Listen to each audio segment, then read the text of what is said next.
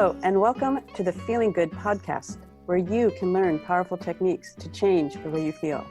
I am your host, Rhonda Borowski, and joining me here in the Murrieta studio is Dr. David Burns.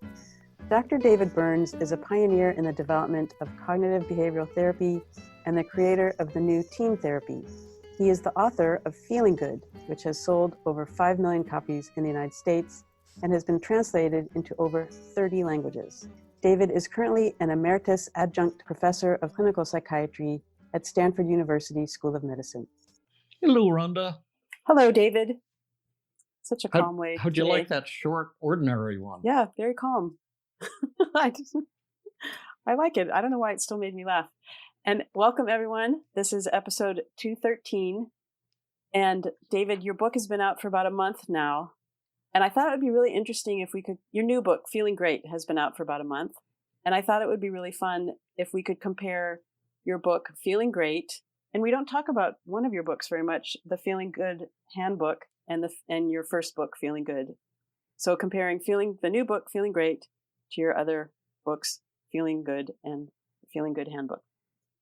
That was a bit mouthful. But first, because we've got a really great endorsement, I thought maybe it would be fun to start with that. Should I start with this really fun endorsement? Someone named Yasin responded to our podcast, CoronaCast 7, which that was titled, "My Struggle with COVID-19. Is it really true that only our thoughts can upset us?" And Yasin wrote, "Hi, Dr. Burns. First, I want to deeply thank you for all the wonderful work that you do, providing people with such eye-opening insight so they not only get ease from suffering, but find love within themselves and share the love in the world, and especially me. When I was feeling hopeless and alone, I fell into moderate depression because of struggling with anxiety and anhedonia, which is what I experience as being numb to emotions and any pleasure. And then I found out about you. Your books and your website, just like an angel, appeared to me because I'm in a country that I guess attention to mental health is poor, despite that most of its people struggle with mental health on a daily basis. I'm at the beginning of your book, and from now I feel deeply hopeful and determined to work and devote this year to my recovery. I've decided after improving to find my way into going into the field of psychology and become a good therapist myself. Thank you, Dr. Burns. Yasin. Yasin, thank you so much for that wonderful email. And thank you, all of you, for not only writing in great questions and suggestions for podcasts, but also telling us what the podcasts have meant to you and what my books have meant to you. I greatly appreciate it. That's why I write these books in the hope that they would touch somebody's life. And every time I hear from someone who says your book changed my life, it's just like a lightning bolt of joy, you might say. Yeah. Plus, it must feel good for someone to say you appeared in their life like an angel. I love that. Well, I hadn't wanted to talk about that, but I've been taking angel training, and I've been developing the ability to appear at various parts of the world, so in angel form. So perhaps if you have a visitation, you can write in and tell us about it. Yeah. Well, okay, let's jump in. Ready? Yeah. Talk about the difference between Feeling Good, the Feeling Good Handbook, and your new book, Feeling Great. So can I ask you a general question? Yeah. What's new and different about the book Feeling Great? Like, why did you write it? Well, one reason I wrote it, the Feeling Great is the first true sequel to Feeling Good and the Feeling Good Handbook. That really reflects the thinking in the early days of cognitive therapy. It was 1980 when I wrote Feeling Good, and that book is still very popular. It's still healing people when they read it. Half of people recover from depression within 4 weeks of reading that book, even if they have no other treatment. And so it's really pretty timeless. But in that 40 years since I published Feeling Good, I've had more than 40,000 therapy sessions with people struggling with the most severe forms of depression and anxiety that you can imagine, as well as, of course, people with milder problems and other kind of problems, relationship issues and habits and addictions. And I've learned a tremendous amount during that time, and my thinking has evolved tremendously. New, radical new ideas, powerful new techniques have emerged. I've also had 4 decades of research that I've conducted since 1980 on how psychotherapy works. And the original cognitive therapy, which was and still is extraordinarily helpful, but has morphed and evolved into something radically different and far more powerful.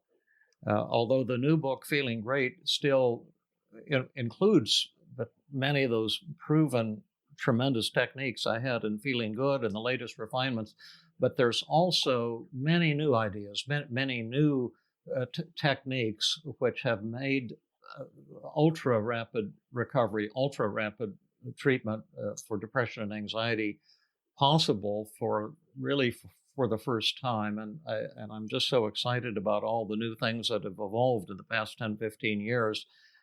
My publishers wanted me to revise Feeling Good, but I looked through it and I couldn't, because it's beautiful the way it is. I mean, it's a beautiful, tight book that just covers so many powerful themes so clearly, and it just seemed like a horrible thing to rip it apart and put it back together again in some new format. It's fine just the way it is. So I said I'd rather write a new book, and that's why. That's how Feeling Great emerged, and I think I've been a good 3 years writing it. I wasn't in any rush, but I just had so much to say, so much that's new and exciting. Cool. One of the things that you talk about a lot in team therapy, and what each letter stands for, and the T in team stands for testing. Is there anything new about testing in your book, Feeling Great? Yeah, when I wrote Feeling Good, I was using the old Beck Depression Inventory, which patients would take between sessions, and that was revolutionary at the time. I think I was one of the only people in the world. I think John Rush, who was also in my class, my residency class at Penn, I think he was also measuring that using the Beck Depression Inventory. But for the most people, no one was measuring anything, and that technique, that test is good, but not great. Oh, why did you start? No, why did you start your sessions with the Beck, that giving your patients that Beck inventory? Because I had that was new and between unusual. Sessions, so I didn't want to waste therapy time taking it. And when I had been doing research, full-time research, we used this thing called the Hamilton Depression Rating Scale, where you'd have to talk to patients for 20 minutes to get their depression. And it's a crappy scale, to be honest. It's used by drug companies and research, but it shouldn't be, because it's a terrible instrument. But I thought, well, maybe the Beck isn't that great, but it'll be better than nothing, and I won't have to waste therapy time, and they'll take it, and I'll look at the score and see how they're doing. But wait, my question is, why did you decide to test them in the first place? Why couldn't you just ask them at the beginning of the session how they were doing? Well, because I've been doing research on depression for 3 years, and I was used to measuring things so we could publish articles. And I said, well, maybe we should also measure how our patients are doing and make psychotherapy a science. A data-driven, rather than just depending on our hunches. And at first I was skeptical that it would help me a lot. But after a month or two, because I'd been trained to think that people don't know how they're feeling, only a psychiatrist can know how they're feeling. But after using that test for a month or two, it dawned on me, my gosh, this test is fantastic, and my own perceptions are not accurate at all, because sometimes people, I think they were doing great and they were still horribly depressed, and sometimes I think that they were doing terribly, and then they'd be, almost recovered. Well, that whole testing thing, people weren't listening to me for decades. I kept saying, you've all got to use measurement. No one was interested. No one thought it was a good idea. Now the field has finally caught on, And I think it's soon going to be required of all mental health professionals to measure, just like in an emergency room. You've got to measure things. But now the testing tools we have are 100 times better than when I was using the old Beck Depression Inventory. Now we measure how are you feeling right now at the beginning and end of every therapy session, and we measure in multiple dimensions. We measure not just depression, but suicidal urges, anxiety, anger, relationship satisfaction or conflict, and feelings of happiness. And we can see that at the start and end of every session. So it's like having an emotional X-ray machine. It's revolutionary because we can see exactly how much the patient improved or failed to improve in every single session. So it gives the therapist amazing data that people have never before had access to. And then at the end of the session, they also rate us on empathy, on helpfulness, as you know, on how satisfied they were with the session, if they had trouble answering any of the survey questions honestly, and they had negative feelings that hadn't come out during the session. And this gives the therapist a world of valid and vitally important information that therapists have never had before. So that testing part has evolved radically since I wrote Feeling Good and since the early days of cognitive therapy. Mm-hmm.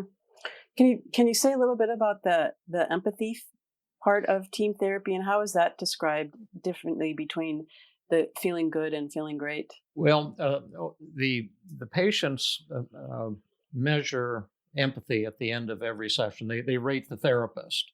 And I've evolved an empathy scale, and then I've revised it. And the new empathy scale we've been using for about 10 years is extraordinarily sensitive to the tiniest failures in the therapeutic alliance. And many therapists are shocked to find they get failing grades for most of their patients most of the time. And so I've developed really rigorous training methods, and you've done those in our Tuesday training group so that therapists can really develop superb therapy skills. And one of the ideas is to be able to empathize with the patient, not after a period of months or years, but to get a perfect empathy from any new patient within 20 or 30 minutes of meeting that patient for the first time. And it is possible to achieve this. It's also important in the writing and feeling good. I probably had 50,000 fan mails or fan emails from people. And one of the commonest things they said is, you're the only one who understands me. Mm. My psychiatrists don't get me. My family doesn't get me.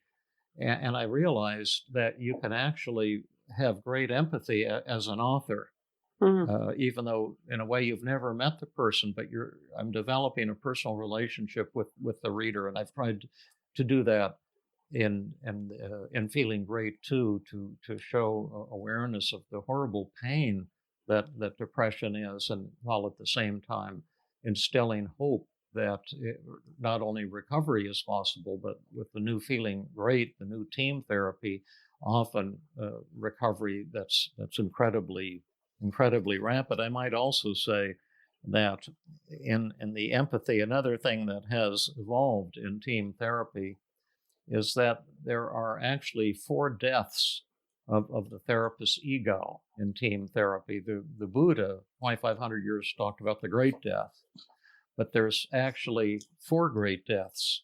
And there may be more than 4, but I'm aware of 4 that the therapist has to endure, and 4 that the patient has to endure to recover from depression versus anxiety versus relationship problems versus habits and addictions. But one of the great deaths of the therapist in team therapy is that, you see, the therapist are going to get a lot of failing grades from your patient. They're going to say, you didn't completely understand how I felt inside, or I couldn't completely trust you. You were pretty trustworthy, but not completely, or you weren't always, as warm and caring as I might have hoped. And I personally experienced those kinds of feedbacks. It's pretty painful. It hurts me when I see that I've fallen short in a patient's eyes. But if I say to that patient, if I let my ego die and say, I feel badly because I agree with you, I really missed the boat, And I also felt I wasn't connecting with you in a warm way. I didn't always get how you felt inside, and I can imagine you're hurt and maybe angry and disappointed, and tell me about that. And then I found that those conversations can just transform the therapeutic experience. When you, the therapist, die, uh, then you're reborn. You and the patient together are reborn. Your death of your ego or yourself is your rebirth, and this allows a profound connection with the patient at a deeper level. But this is so radically different from the way I was trained as a psychiatric resident to think that when a patient is critical of you, it's because there's something wrong with the patient. That's how I was taught. They called it transference. They're transferring some neurotic pattern they had with their parents and projecting it onto the therapist. But in team therapy, we say, no, that's not correct. The patient may be distorting the relationship, but what the patient is telling you about your failures is 100% true. And the paradox is, if you will agree with the patient with gracefulness and with warmth and with openness and with curiosity, the moment you agree with the patient's criticism, it won't be true anymore. And you'll have developed a fantastic new relationship. And then you can use that with loved ones and family members and others too. It's not just for therapists and our patients, but for everybody. And that's another part of the team therapy that's just evolved tremendously in the past 40 years, is this five secrets of effective communication. And that's a whole mind-blowing topic in and of itself. We'll focus on depression or anxiety. But well, you mentioned the 4 great deaths, and you just talked about one. What are the other 3? Well, do you want the ones for the therapist or the ones for the patient? Well, let's do all. What are the other 3 for the therapist? Okay, well, that's the first great death. Another great death is actually in the testing, when you see that actually your patient isn't really recovering very much. And it's very shocking, because let's say a patient has a score of 18 on the depression scale, which goes from 0 to 20. Well, that's a severe depression. And our goal is not to get the patient to 14 or to 12, which most therapists say, oh, that's a big improvement. But people with an 18, they don't want to just go from extreme depression to moderate depression. They want to go to happiness, to joy, exactly, and to 0. And one of the things of team therapy is not only are we shooting to get the patient's symptoms entirely abolished quickly, and when I work with people, I try to do it in 1 2-hour therapy session, but to go further, to go not just to complete recovery. And most therapists don't like words like complete recovery. They hate it, and a lot of them kind of don't like David because I use language like that. But we're aiming for way more than complete. Is that recovery. Because they don't believe complete recovery is possible? Pardon me? Why would someone hate that? Is that because they don't believe complete recovery is possible? Yeah. Like as a resident, I was taught it takes months or years, or some therapists think a decade or more, even to make small changes in your life, and to think that people could make total elimination of depression and not only have all your symptoms disappear, but shoot into joy and euphoria. That's the goal of team therapy, not just an elimination of your symptoms quickly, but the development of what the Buddha might have called enlightenment, or just the average person might just think being flooded with joy and happiness. And that's again one of the unique features of team, that the goals of therapy have shifted from becoming less depressed to becoming jubilant, you might say. And we can't always make that happen, for sure. Some people are more refractory than others, but in my own personal work, I usually see that in about 90% of the people I treat at the end of the first time I sit down with them for a 2-hour session. And that's just radically different. In the early days of cognitive therapy, I occasionally would see someone after 10, 12 sessions suddenly recover. But the idea of this single session recovery was unheard of, and many therapists still, would scoff and think that's ridiculous or impossible. And what's the great death related to when you see that your patient isn't recovering?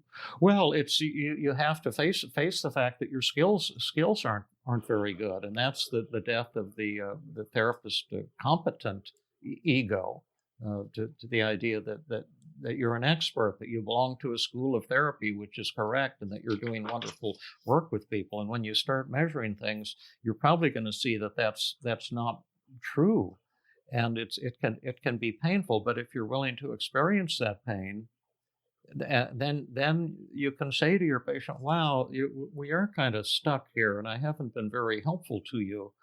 Tell me about that. Tell me where I'm missing the boat, and that will come in from a different angle." Uh, but but uh, but that's kind of hard, because again, it's a blow to the therapist's ego. And if you're willing to face that in yourself and to accept that with grace, then your therapist can become your greatest teacher. But you have to be willing to set your Your pride therapist, you mean aside. your patient can become your greatest Yeah, teacher? your patient can become your greatest teacher. I had a session, uh, uh, and it was on a Sunday hike. I don't know if I mentioned this or not in a previous podcast, but I was working with a really wonderful young woman, and she was having some problems at work, and I was pretty sure that I knew what the problem was and how to fix it. And at the end of the hike, I just thought I had done tremendously. And I don't measure things on the Sunday hikes, because you don't walk around with a piece of paper. And then I found out from her that not only had I been ineffective, she was livid. Oh, She was enraged, and I didn't think she'd even be willing to talk to me on the telephone. She just sent an email that it was just poisonous. oh my God. And it was really devastating to me, especially because I'd been kind of on my high horse, thinking what a fabulous job I had done. There were other hikers, and everyone was kind of impressed with David and how clever he is, and that type of thing. But that's, again, what you find out with measurement when you test things, when you get that data, and then that gave me an opportunity, to say to her, I'm just devastated, and I have to agree with you. I totally missed the boat, and maybe we could view this as a chance to talk it over. And I want you to be angry with me and tell me exactly how you feel, and then maybe we can turn this into the opposite and have a chance to deepen our relationship. But clearly, I failed you big time, and that led to the most fantastic breakthrough in our work. And of course, it was helpful to her, because one of her curses is perfectionism. And perhaps it was helpful for her to see that I could fail, and yet that could actually be a good thing, a learning experience, and a chance for us to do well. And I can tell you now, I just heard through the grapevine that because she was thinking she was about on the verge of getting fired at work, and somebody said, "Oh, do you know so and so is a superstar now at work? Like, everything has transformed for her. She's just a brilliant person." But it was like the death of my ego, and it was very painful. Especially people like, "Oh, Burns, you're so great, and you're our guru," and everything like that. So you start thinking you're supposed to be so great all the time. We all have a sense of pride. And when you're doing team therapy, you have to, as a therapist, you have to be willing to look at the data, the before and after data from the sessions, and you'll see that most therapists that you're not being very effective. And if you have the courage to die in that way, then your skills can soar. You can grow tremendously. That's how team evolved. That's how my skills evolved, by being willing to look at the times when I was successful and the times when I was failing. And I've learned a tremendous amount from that. But there's a price, and that's the price. That's another death of your ego. And the third?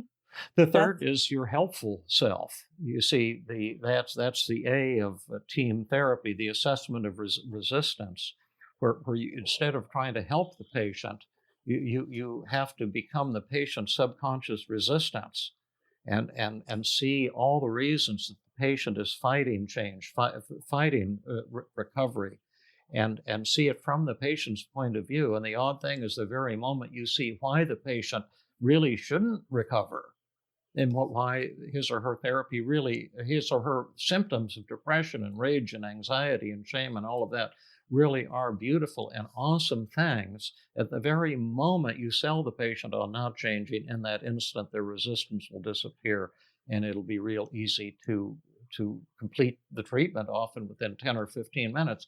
But that means that the therapist has to give up this codependent, kind of narcissistic idea about themselves, that we're experts and we're going to be throwing help at people. And instead, you have to become humble, let the patient become the boss, and instead of pushing the patient to change, push the patient not to change. But it has to be done in a loving and compassionate way, not in a gimmicky way. Yeah. But many therapists, I think, will not be able to learn team therapy because they're unwilling to give up that codependent, narcissistic part where they want to be the expert and they want to be always throwing help at people. And it comes from the goodness of the therapist's heart, wanting to help people, but that desire to help is actually the cause of nearly all, I'd say 95% of therapeutic failure. Mm-hmm. It's and the hard, fourth? It's letting go of that part of you that's going to help everybody. It was hard Yeah, for me to let go of it. I'll tell you that. It is. Yeah. And then the last one is in the methods. There's another death of the self, because team involves, I've developed or learned 100 techniques. Many of them are freshly created, but many of them are drawn from more than a dozen schools of therapy. And in the methods part, where the patient is working on a negative thought, like I must be defective, or I'm a failure as a human being, or whatever the thought is, there may be 10 techniques you have to try before you find the one that works for the patient, allows them to smash their negative thoughts. And that means giving up your school of therapy and the idea that the techniques that are going to work. And the goal in the methods, TEAM, M equals methods, is to fail as fast as you can as a therapist. And because the faster you fail with the technique, the quicker you'll get on to the technique that works. So as a team therapist, we're trying always to fail. Whereas in the old days of cognitive therapy, we were always trying to succeed. I hope that makes sense. Yeah, that was very interesting.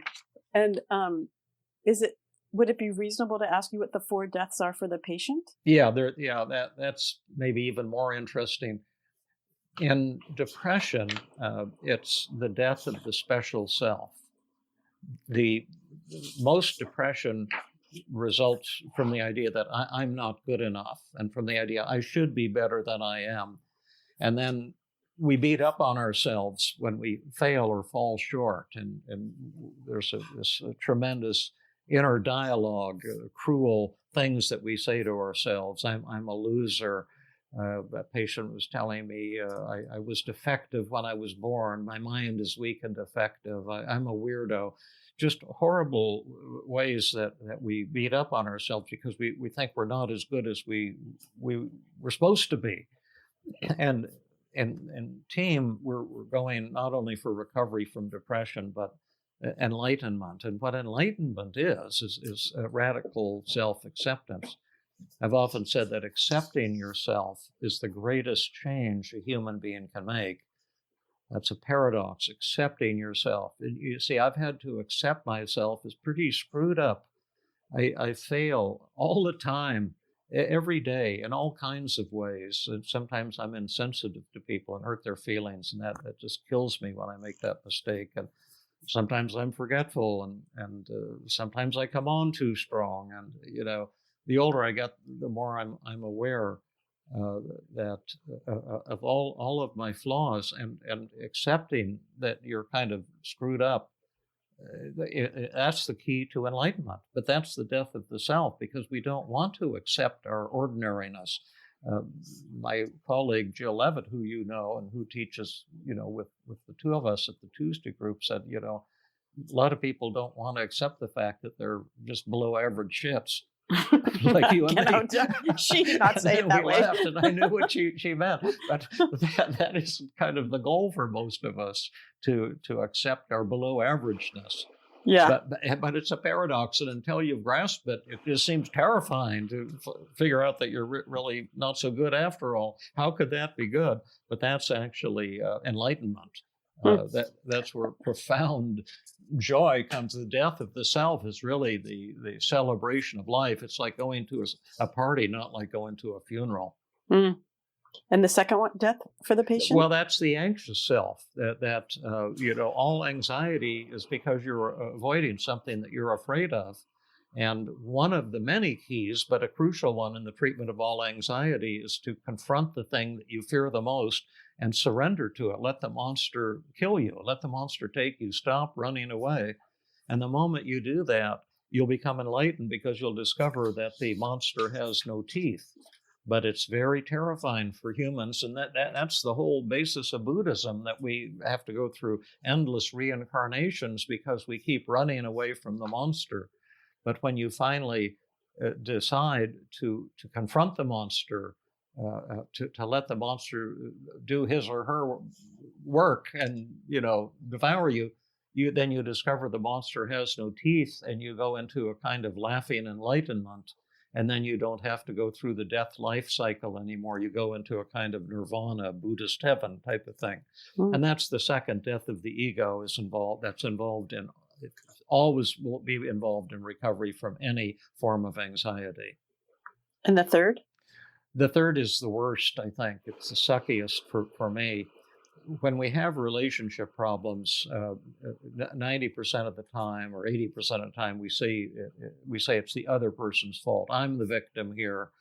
I'm right and you're wrong. And our marriage is screwed up because you don't listen, or because you can't express your feelings, or some formula we have for explaining the problem to us. And in team therapy, I have developed a pretty powerful tool called the relationship journal, where you examine one brief interaction you had with some person you're not getting along with, and you suddenly discover that you're forcing them to do to you the very thing you're complaining about. Like if they can't, an example would be, I had a woman who said, my husband can't ever express his feelings.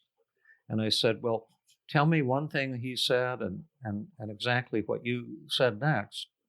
And he said he started expressing his feelings.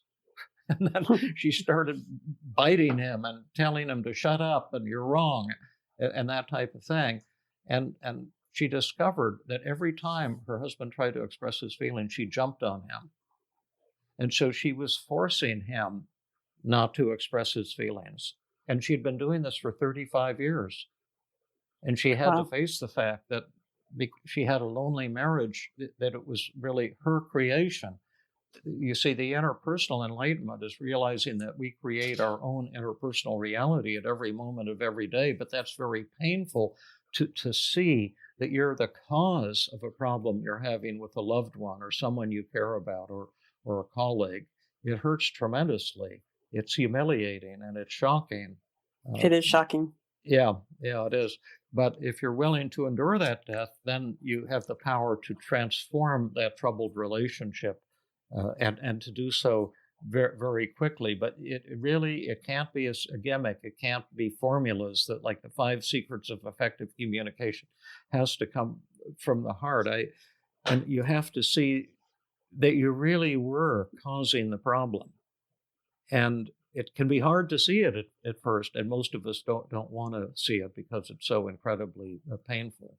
It's painful, but amazingly liberating. And that's the third death. That's third, and that's what's the fourth?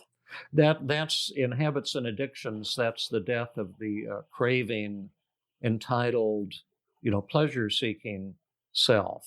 That is involved in all addictions. You say you want to lose a little weight, but you don't want to lose a little weight.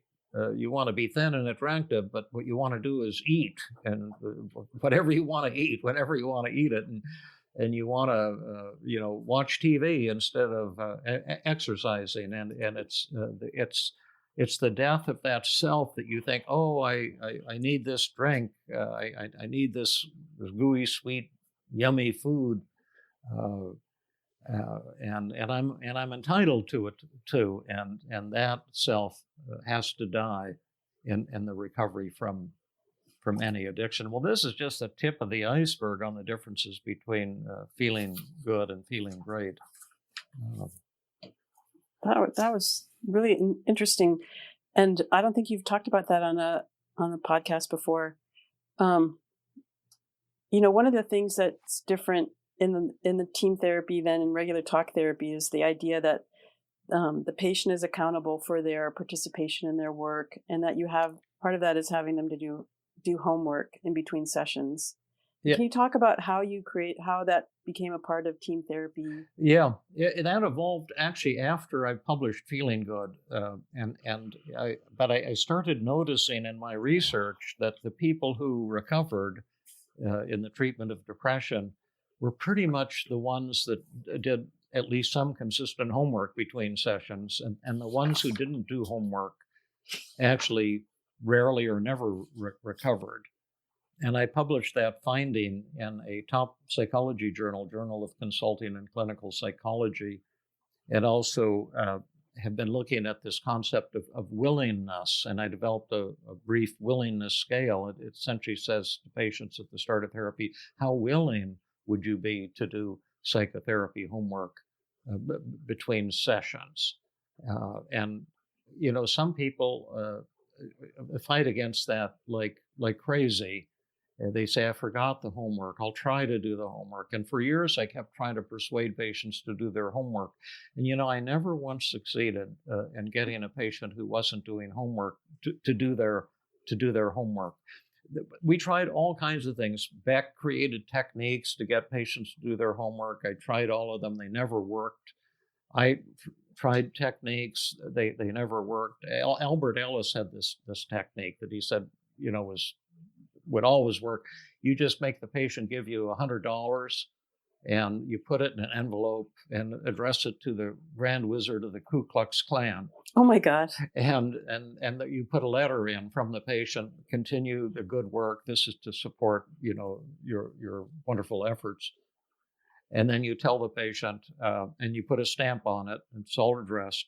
And you tell the patient, if they don't do their homework, that you're going to mail that letter. So I thought, well, this definitely work, and that didn't even work. I never mailed the letter because people didn't believe you'd mail the letter. But then I finally, in 1984, developed this memo I sent out to all patients, and it's in my therapist toolkit if any therapists are interested in using it. But I made them fill it out before the first session, and it essentially informs them if you want to be treated by me and in my clinic, you're going to have to do psychotherapy homework. And there's a lot of reasons not to do it, and lists all the reasons not to do it.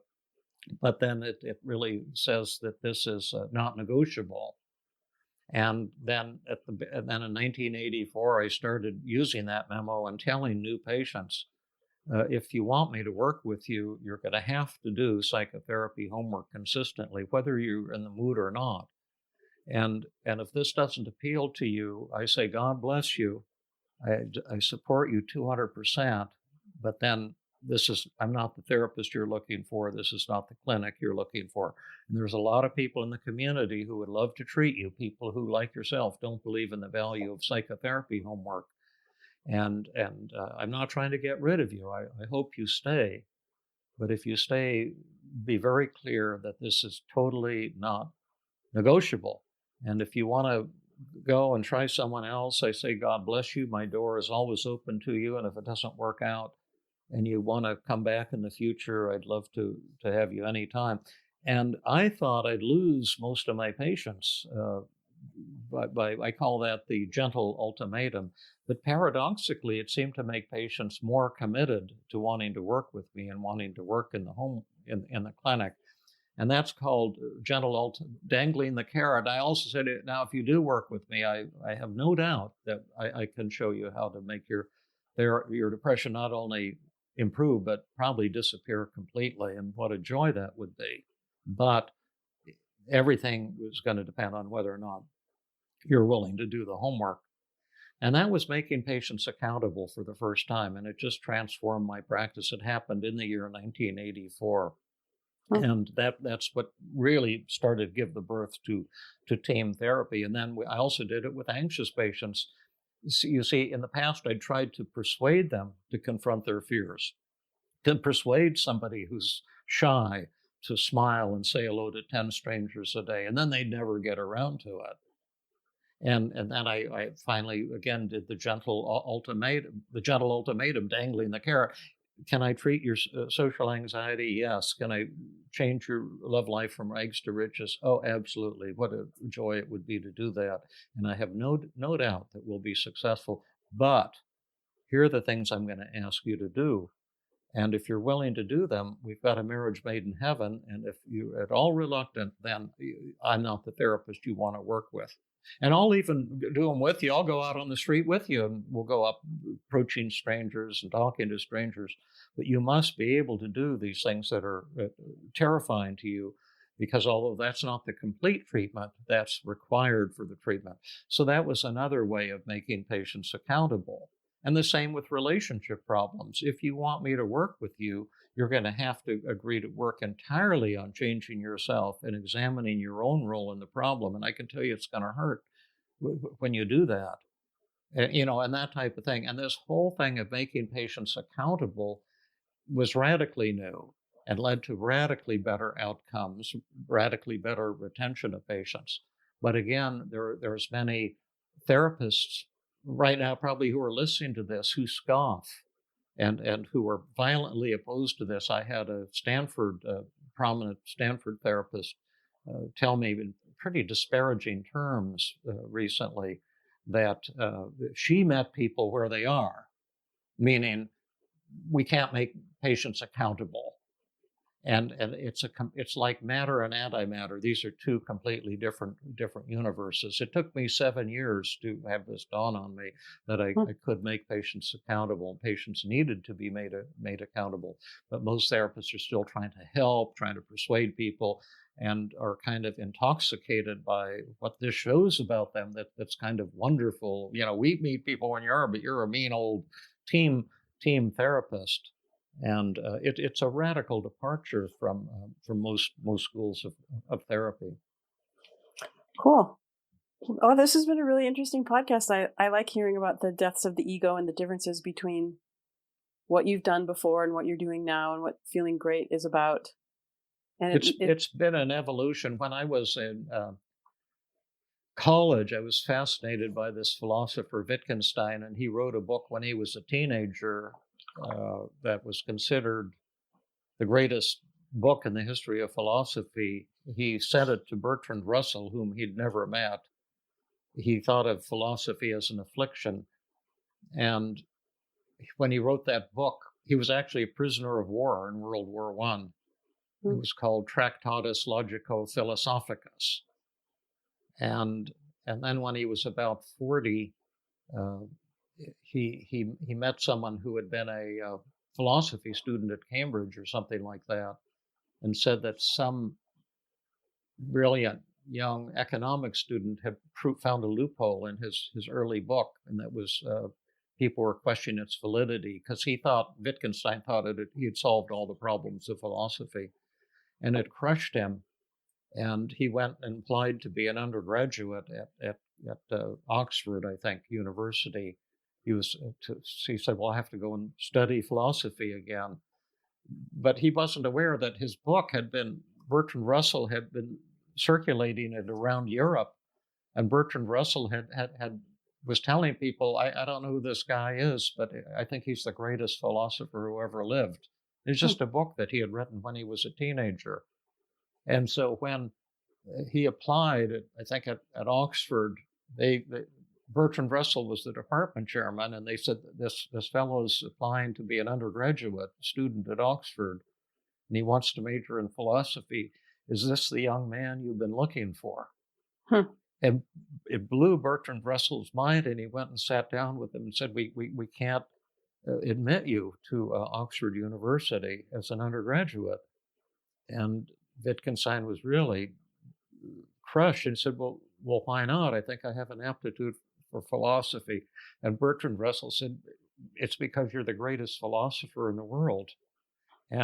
But we can't accept you as an undergraduate. We can't accept you as a graduate student, but we're willing to award you a PhD for the book you wrote, and we'll give you a tenured track, full professorship immediately.